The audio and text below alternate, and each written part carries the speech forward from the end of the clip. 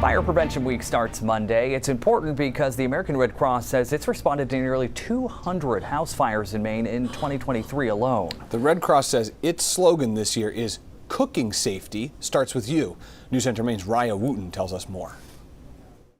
It's our nature to think that, well, nothing will happen to us. This could never happen in our home. Old Town Fire Captain Adam Martell says if you think losing everything in a house fire could never happen to you, you're wrong. I can tell you that the Red Cross responds to a disaster or a home fire every 8 minutes. So home fires are occurring all across the country all the time. American Red Cross Regional Communications Manager Dan Dowling says cooking fires are one of the most common causes of home fires and injuries. When a fire is in your home, you have 2 minutes to escape. Bangor Fire Department says having working smoke detectors in your home is critical because they give you the early warning you need to evacuate in time. Bangor Fire says at least 2 out of 3 fire deaths happen in homes without smoke alarms or with smoke alarms that do not work. That's one of the worst things that we see in our job are the tragedies.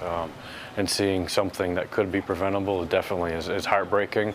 And knowing that somewhere along the lines they probably were taught the safe ways to do it, and just you second guess yourself, why did they do it this way? And there's really no answer, and we never find the answers. Martell says these sometimes preventable fires put a strain on responders. The resources that these fires take, communities are having a harder time getting volunteers and staffing fire departments now.